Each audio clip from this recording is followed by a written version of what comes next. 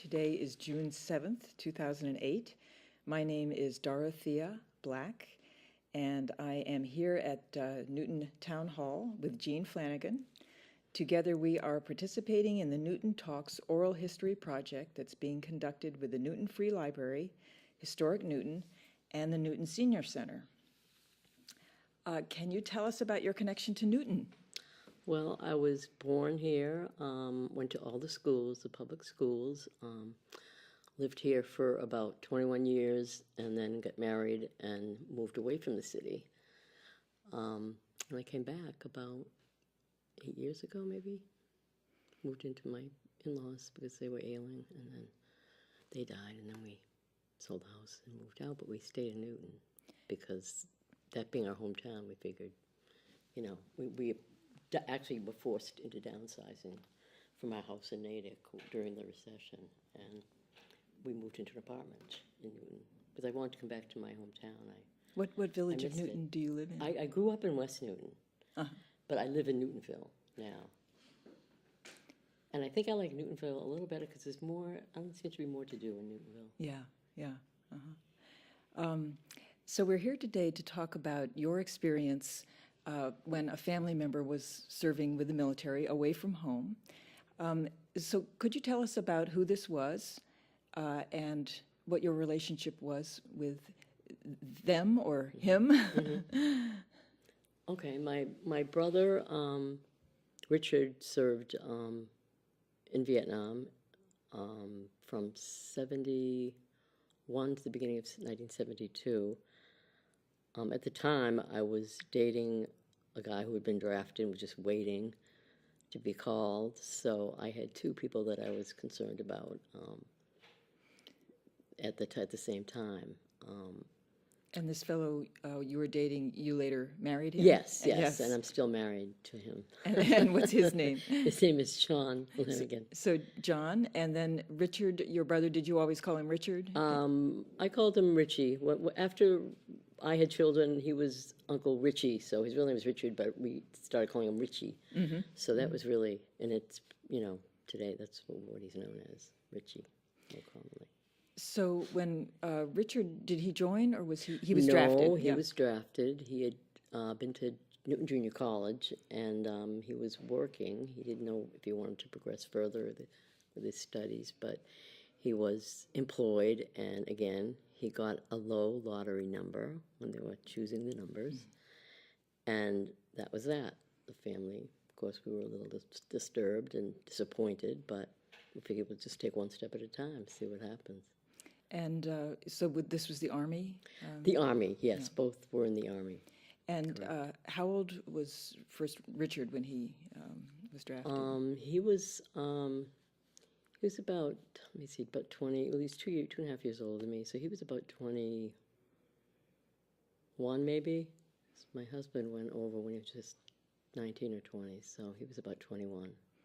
So, and you were both living at home yes, when this happened? At that time, yeah. We were both living at home. And so your feelings about it at the time when you heard the news were... Right. I was very angry because not only was my brother going to be shipped off, but my boyfriend, we had a very serious relationship, so it was, twice as bad as it might have been if it were just my brother or my boyfriend, but it was both of them, so we felt cheated. We felt really angry. And your boyfriend was, he eventually got a draft notice, and this was after your brother? I'm trying to think, because I know my husband now came home a couple of months before my brother did, in November of 71, and my brother came home in January of 72. So I think my husband was... at the time, my boyfriend was taken first. But very close to the same time. It was very close, yeah. It was only a matter of a couple of months between their being drafted and coming home. And where did they go for training? My brother went to a couple of places. Fort Devens in Air, I believe, and then he was somewhere in Texas. I can't think of the name of the base, but John was only at Fort Dix, New Jersey. And when you long heard the time. news that they were actually going, they both went over to Vietnam, is that right? Right. My husband, I'll try to refer to him, I don't know if it's easy for me to just say husband, because he's my husband Yes, now. It was yes. then my husband to be. He was sent over in April of, April of 70. That sounds about, no, that was the basic training. Basic training went for, must have been it was the end of 70, November of 70, that he actually went over to Vietnam. Uh-huh. And where in Vietnam was he He stationed? he was in rather, if you can call it, nice place, Cam Ranh Bay, where there wasn't any real active fighting going on, but there were dangers that were always present, but not quite as And obviously you must have been worried. Yes, I was, because I'm an avid reader and newspaper reader and television news reader, which, sometimes can be a good thing or a bad thing. But for me, it just was compulsion. I had to watch. I know my parents didn't like to open the paper in the morning. They get it, and I'd say, why isn't the paper open? What's the matter? And there had been news like the night before that someplace had been bombed near where my brother was. He was in a pretty bad area. He was in the northern part of the South Vietnam. It was called Phu Bai, I believe. And he was a medic. It was really a lot harder on him, I think. I think his memories are kind of closed off because he had such horrific memories of being, more or less in more active of a position than my husband. My husband drove a Jeep and pulled guard duty on a boat. And your brother saw active. Yeah, active he was duty. in a Jeep that would go find bodies, and they had to go through landmines and everything, and he saw a lot of horror, which he never really talked about. So I think it did obviously affect him. Did you communicate during this time with both of them? Were you in touch? Oh yes, actively. I mean, through my parents, actually. I probably wrote maybe one or two letters to my brother, but my parents would always write, and I'd always add a little PS on the bottom of those letters. But I think my heart was with my husband to be. I was very, even though he was in the safer place, we had just, the relationship hadn't gone on for too long, but we knew that it was, a pretty serious thing. So all that was in my mind all the time was, is he going to come home? Is he really telling the truth? Is he in a safer place than, maybe some of his friends who had joined the Marines? Obviously, they were in areas that saw a lot of bloodshed. So letters went back and forth, and Yes. How frequently would you say you? I know I wrote to John very frequently. I had stacks of those airmail envelopes. How long did it take a letter to? Well, you had to address them to this post office in San Francisco. I remember it was 97th Transportation Company, heavy boat, 9006. You must have something. written a Zip, lot I of have to letters. put it in my mind. That's how I know my husband often doesn't remember, and has never really remembered his Social Security number without looking. I know his Social Security number. He has asked me dozens of times for mine, and I said, well, don't feel bad. It's simply because I had to address your letters with your Social Security. I had to do lots of things that involved knowing his Social Security number, so I remembered it, just engraved into my brain. Yeah. So. What kinds of news did you tell him, and did he tell you? Well, I was careful not to tell him anything that might upset him, because I was home with my girlfriends, and I was going out, but not really going out. I was just, hanging out with them, and they were all single, and one by one they were getting married. I was in weddings while he was over there, and he worried about me meeting someone else. And I had, some friends that were guy friends, and simply, realistically, it was just platonic because I was in love with my guy, and but I was going crazy with the boredom because we'd been going out every night when he was home. Like, I was having difficulty getting up for work because we were staying out really late, and I think it was partially because we weren't sure what was going to be down the road, and we wanted to get all the time in that we could together because the future was so unknown, actually. And your plans all got suspended for. Right, they did. It was really horrible because I remember the day my husband left for Fort Dix was the day of his father's birthday, and his parents and I all went to the airport together to see him off. And I think his father had a little tear in his eye, which I had expected because I certainly did.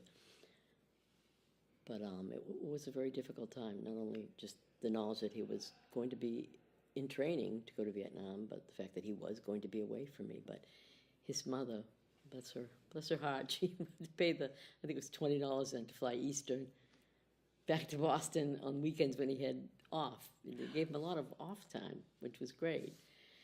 And he'd come home. She'd pay for the ticket. He'd come home and spend all the time with me, and I felt really bad because I know as a mom I would want the relationship I have with my son. I'd want him to be with me all the time.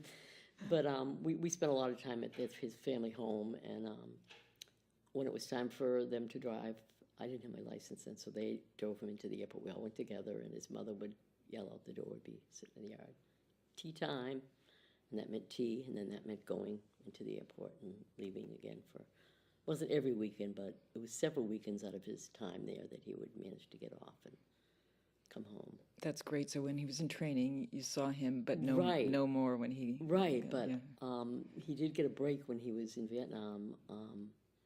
When in November, the following May, he came home from one of my close friends' wedding that I was in, and he decided that he wasn't sure if he wanted to go back. I said, well, what will happen if you don't go back? Because I was thinking, that'd be great if you didn't go back, or if you could not go back and have some kind of medical reason, a bit too late, to say why you weren't able to go back. But I was secretly very concerned that he really was serious and that he would not go back on the designated date. But as fate would have it, he just couldn't bring himself the hour of his departure, actually, from being driven from his home into the airport. He said, I want to talk to you. And we went down the street to Newton Corner, which is still pretty much the same as it was then, the part where Hubbard's drugstore is. Anyone from Newton might remember Hubbard's. And we got on a bus and went to New Hampshire, to his sister's house. I was really nervous. I was happy that he was still with me, but I was thinking, back in my mind was, my God, what have we done? What's going to happen? Never mind not telling our parents. I mean, we were of age, but we were young. I was 20. He was 20 or 21, a little older than me. And we stayed. We got off the bus, hitchhiked a ride to his sister's. I remember that vividly because I think of, like now, I actually hitchhiked back then. And his sister was like, what are you doing here? Aren't you supposed to be going back? And he goes, don't tell anyone. I just need a little more time to think about it. So as it turned out, somehow his brother, who'd been a Marine and joined the Marines, he never got along with him really that well. It was 8 years difference. Found out, came up, got into a huge fight with him, ended up breaking a chair. I don't know, I was gone because my sister-in-law's husband said, let's go back to Newton. I'm going to take you back to Newton. I didn't want to go, but he said, it's the best. You have to face this. Your parents are worried sick. So I found out that my brother-in-law had tried to knock my husband, my husband to be unconscious. These were very tumultuous times to be a young person. Because he was a Marine, and that was it. Yeah. He was a bad dude. Yeah. And they never really got along because he had finished school early, so he could go into the Marines. And he wasn't involved in the war because he was 8 years old. He wasn't involved in the Vietnam War. What would be the consequences of somebody not returning from leave? Well, I forget what the disciplinary consequences were because there were some. It was only about a week. But he got an honorable discharge, I know that, but I really can't remember. It couldn't have been too severe. I know there was some punishment.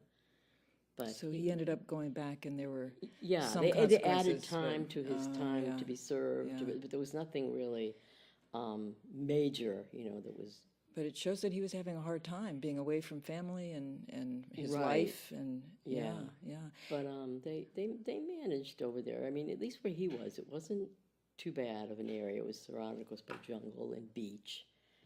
But How long was he away altogether? altogether, he was away from April of 70 to around mid-November of 71. And when he came back, do you remember the day when he returned for good? Yeah, I remember because I was at home and I had lost my job, so I was sleeping in, and there was a knock on the door. I think my parents answered it, and they told me to come down. Someone was here, and I came downstairs, and there he was, dressed in civilian clothes. He'd been home first, and to this day he says to me, "You didn't seem very happy to see me. You just said, 'Oh, hi.'" I go, "I was half asleep. I was thought I was dreaming, and I couldn't believe that you had been discharged. Actually, he was discharged a little early. It wasn't the full 2 years he served. He was supposed to go to a post in Alabama, I think, when he got home, but for some reason that was dropped, and he didn't have to go. Was it a surprise then that he was released? Yes, it was. We found out pretty quickly that that was it. He was home for good. Wow. And what was his adjustment like after returning home from Vietnam? Well, there were issues over there when he was serving that mostly out of boredom, because they weren't really involved in active fighting, so they all did drugs of every description. And he came home with a habit. I, being very naive and young, didn't realize, what was going on. Some of his behaviors were, in retrospect, a bit bizarre or, hard to figure out. And he opened up about it later on, that he was indeed, into drugs when he was over there, and he had a hard time adjusting when he came back. You're right, people didn't discuss that much in those days. Did he get any help with the about the drugs? Much help. As to this day, they are not as helpful as they could be. I know he saw doctors, but his mother was adamant about him not going to the VA, because maybe experience with her husband who'd been in World War II or whatever, but she was adamant that when he came home he had to have surgery for a gallbladder, and she was adamant about him not going to the VA hospital but going to the local hospital, which was Newtonville. Yeah. And she wrote letters to the congressman and this one and that one, and said, "My son is sick. I believe he was made ill from the..." She blamed it on the food over there, because he told her everything is fried in deep fat, and they use it over and over again. And he had attacks of the pain that signified he had a gallbladder problem over there, but they didn't diagnose him or weren't able to. So when he got home and went to the doctor with the continued bouts of horrific pain, "Yep, you've got gallstones, and you've got a heavy gallbladder out." So she did all her research and got him to get have a good surgeon and go to the hospital. It was Sounds like a rough re-entry in a lot of ways. Yeah, because it wasn't that long. I think it was January. He was home in November. I think January he had to go and have the surgery. Did he have many friends who served in Vietnam? He had 3 friends who went into the Marines. They just volunteered. They went on their own desire to go, I guess. Maybe they felt it was better to go in than to be drafted, because they went in before he did. But of his close friends, no, none of them. They all had, even the ones that were not in college or who had finished college and were just looking for jobs, even they did not have to serve because of that lottery system, which in essence I guess is fair, because who could you get that would say, "Hey, I want to go serve, I want to go to Vietnam"? I mean, not like today, the wars that we've had in the past 10, 15 years. People voluntarily went because they felt it was for a good cause, but most people in those days felt that it was literally a losing battle, and it was. And I'm angry that I lost time with him and that he went through, what he went through, which wasn't really too tough, or as tough as it could be compared to others. And I'm not trying to minimize sacrifices that were made over there, but just that we did not believe in the war. We went to anti-war demonstrations in town in Cambridge, and it was like, what the... heck, well, this isn't right, this isn't fair, should we protest it? Can you get a doctor's letter? I mean, nobody wanted to go. And a lot of people lucked out that they did get letters from the doctor, or they knew someone, but that wasn't to be for him or my brother. So you said earlier that you read a lot and you were informed. How much did you know about Vietnam, the country, when he went over there? Well, the funny thing is, when I was around 9 or 10 years old, I had a subscription to this, I think it was related to National Geographic. There were little booklets that came every month of all the countries in the world, and they included Vietnam, which I don't know if back then it was even called Vietnam. Oh, it was called Indochina. Mm-hmm. That's right, because I was only about 9 or 10 years old when I got these booklets, and they had the pictures in the middle with the glue that you could put on the different pages, and it was fascinating to me, but, it didn't really mean that much to me, that particular part of the world, because, I was young at that age. I didn't But then you remembered really it. know. Then I remembered, I said, my God, I read about this place, but it wasn't Vietnam, North and South Vietnam.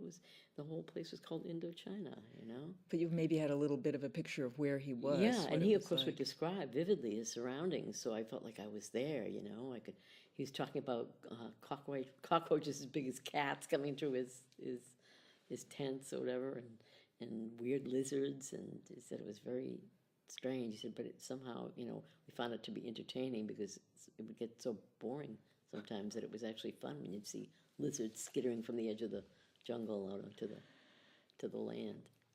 But he wasn't so cool on the cockroaches, though. He said they were big.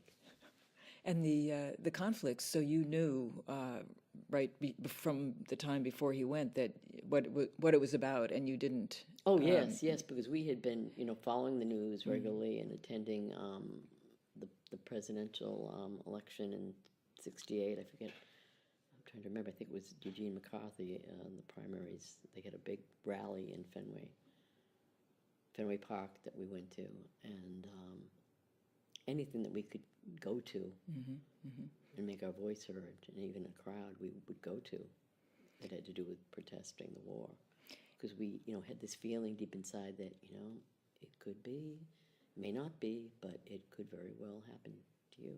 Yeah. So we were dead set against it right from the outcome, right from first hearing about it. Did his friends who signed up, did they have different views, or did they sign up just because they thought it was inevitable? I think about or both. They figured it was better to sign up than to be drafted, and they just liked the thrill. They were talked into by the recruiters, the thrill of being a Marine. The few, the proud, the Marines, and these were guys that were really bad. They wanted to serve. I really think maybe their political beliefs were a bit different from ours. There was a lot of controversy. They didn't seem to have as much fear or trepidation about signing up and going over there. Yeah, interesting. There were lots of different opinions and things going on in those days. There really were. Now, Richard, meanwhile, he had a tough time when he was over there, it sounds like. Right. I mean, he came out okay. I mean, he wasn't ever injured or anything, but the emotional trauma of seeing what he saw, and we could only draw some conclusions from the little that he told us. When he wrote to your parents, what kinds of news would he include, do you know? Well, it was all more or less on the positive side, because I think it was so bad sometimes he didn't want to frighten my parents, especially my father, because he was older, and he worried about them. So he would only gloss over the bad things. And how long was he in Vietnam? He was here approximately the same amount of time.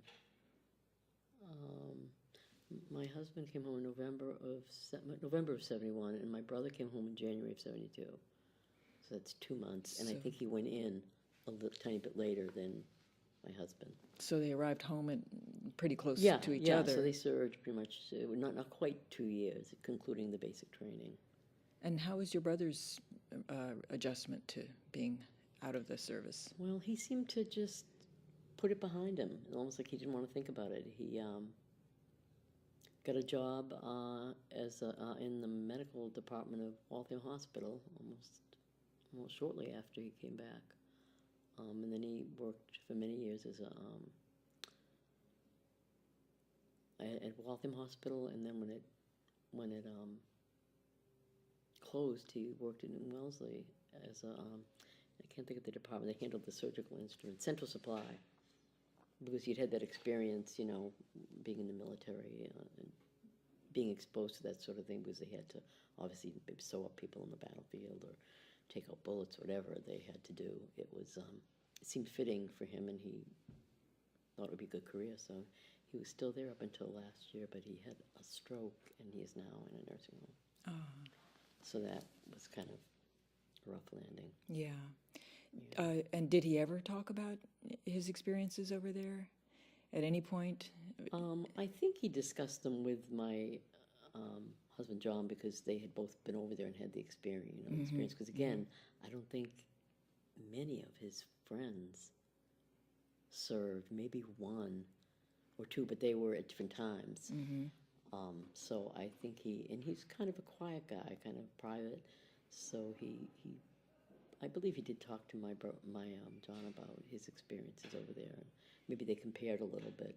John felt guilty because his seemed so easy compared to being, you know, stuck in a jeep going through jungle and looking for, you know, dead bodies, or being fearing for your life at any moment your jeep would explode or something.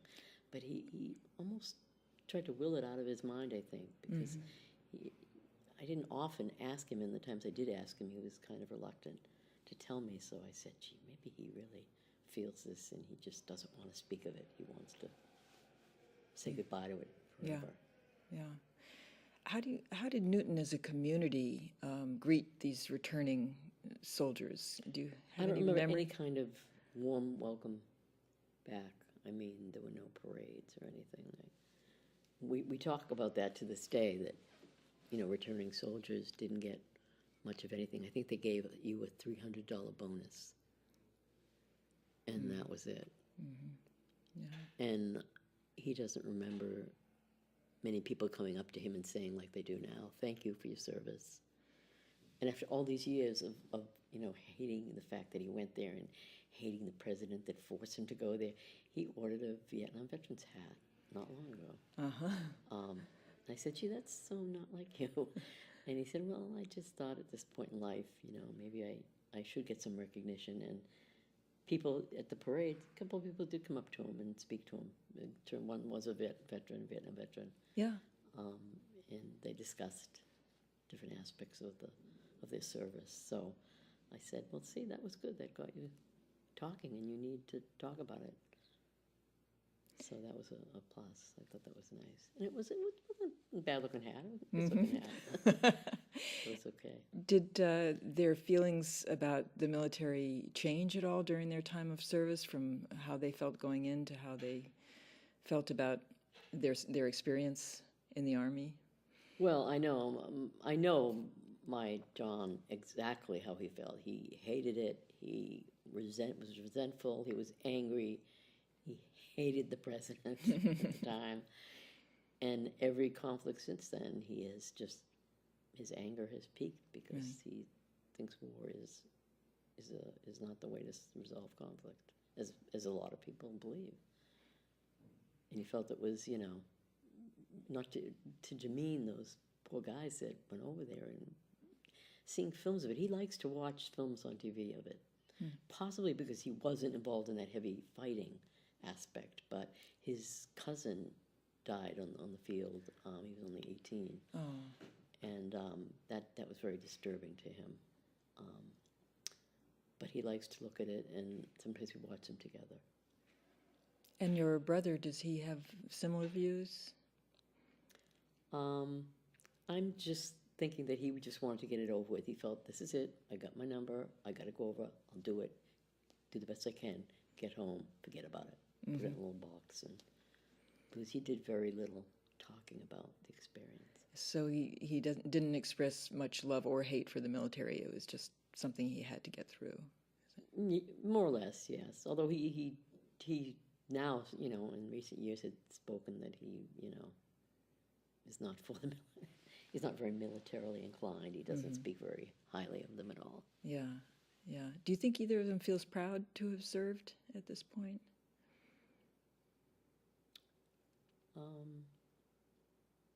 No, I don't think so. With everything that's gone on since then, I don't think they feel proud. I don't think there was any pride in serving a country whose president, was instrumental in getting us further and deeper into the war, a needless war. I don't think they feel proud. They just felt it was either that or get punished. I don't know what they would have done. Go to jail. I don't know. Didn't think of going to Canada, but he just said, just get out of the way and do it." But he doesn't really have that much respect for the military organization as a whole. When you hear about families with loved ones who are serving away from home, does this make you remember and have feelings about your experience? Is there anything that you would talk to them about if you could, or advise them? Well, I know the families are probably suffering loneliness and missing their loved ones who have served, but these men elected to serve in these wars, these conflicts in the last 15 years or so. I can't even remember when the first one began after 9/11, I guess. There was this mindset that we have to go after them. They're trying to destroy our way of life. They're jealous of us. We have to go after them. But unfortunately, we went after the wrong people. And that's why so many people remain angry to this day. And it's still going on. So your experience with war has been all very discouraged. Yeah, I would say negative. Negative, yeah. There was a sign in the doctor's office. This was when the war was still going on, and I had married my husband. And there was this picture of a little child, and I remember it really stuck with me because it said, "War is not healthy for children and other living things." And I think that was a very common poster in those days. It was and there was the poster of the little girl taking actually it was a television commercial, taking the petals off the flower and then the big bomb going off behind her. So it's just an ugly thing. It's a reality. A war is never going to go away, but it doesn't mean you have to agree with the people that, think it's the only way to solve the problems. So you and your husband married, and Yes. in some ways he put it behind him also, and Yes. you were able to get on with life. Yes, more or less. Once he kind of kicked the drug habit, That's no small thing. he'd smoked a lot of marijuana, of course. I mean, they all did, and some of them did harder drugs. He never really got into any hard stuff, but he did admit that he had some experience with different types of drugs over there, and he said that's the only way we got through it. It's the only way we got through it, because sometimes it was frightening. Like an ammo dump just down the road from them blew up. And he said it sounded like 1,000 fireworks. And when I read it in the paper the next day, I said, "Oh my God, the war is coming more southerly towards him." And then that's all I could think about. But that was just a fluke. Fortunately, it didn't happen again. So that was some relief there. Now, apart from his mother's influence, is he involved with the VA now? Does he? He only goes to the VA for his medical care. He's not really involved with the VA. Yeah, I mean, but you've. Or the American Legion, or those types of organizations. Well, yeah, but I mean, the medical care that he's receiving from the VA, it sounds like you don't have a very high opinion of that. Well, I think it can be good. He's had some good doctors. He had a doctor from Dana-Farber who visits the hospital maybe once a month or something, but he had a condition that they thought should be looked into, and as it turned out, it was a condition that was something that could be attached to exposure to Agent Orange in Vietnam. Oh. It is a condition that can progress to a more serious stage, and he has been seeing this doctor on a regular basis, who's wonderful, who's very competent. I mean, compared to some of the doctors in there, he's like one of the best, I understand. So my husband's not too happy with his experience with his primary care doctor they assigned him. He's had for years, and he's not been happy with her, and yet every time he fills out a form to change, sends it in, he never hears back, and he keeps on them, but nothing changes. Yeah. I figure he's in Framingham, which is the satellite office of the VA, and it's small, and there are only 2 doctors, and he's asked to be switched to the other doctor, but they say fill out the form, and nothing comes of it. So, Did your brother have any lasting effects like this Agent Orange thing from his time in Vietnam that you know of? no, I don't believe he did. I mean, he had a stroke, but I think it was it might have been related to drinking. Turns out we found out he drank quite a lot, and he drank over there, and he drank and drank and drank when he got home. But other than that, he didn't have any physical symptoms that may have been brought to light from having been over in Vietnam. Yeah, yeah.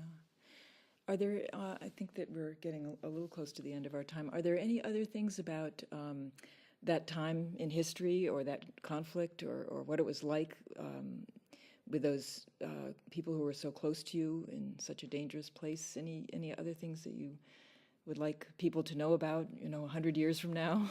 Well, I felt it was a needless war, but some people felt it was necessary, and I feel terrible when I think of the lives that were lost when I went to the Vietnam Wall, and my husband made a tracing of his cousin's name on the wall, and it really touches your heart, because these kids, when you see their faces in film on TV, they're just young, beautiful young kids that were dragged over into a war that wasn't of their making. The ones who started it should have fought it. They shouldn't have sent these innocent kids over to fight a losing battle and for an unjust cause. And so to this day, that's how I feel about war. Unless somebody's attacking me on my own land, then I'm all for staying out, stay away. MYOB. And do you know of very many other Vietnam War veterans in Newton? Not really. Just actually this one person my husband met recently at the parade. His friends who did serve, one of them passed away, one of them moved away, and I don't know what happened. Oh, one of them died, actually. So he doesn't really have any friends. He has friends that he served with, one that he was keeping in touch with that lives in Washington, D.C. area, that was with him over there, and they correspond, and we visited with them. But it's slowing down a little because they're getting older, but they still correspond, But there were people he met there that he kept in touch with. Yes, this one particular guy who was very much like him, he was there because he had to be. All they did was, swear and curse about their circumstances, but they got along well, and they did keep up their friendship after leaving the military, which was nice, because he was a nice guy. I liked him and his family. He met his wife and kids, and it was nice. Yeah. It was nice talking about it with someone else, sharing it with someone else who had been there.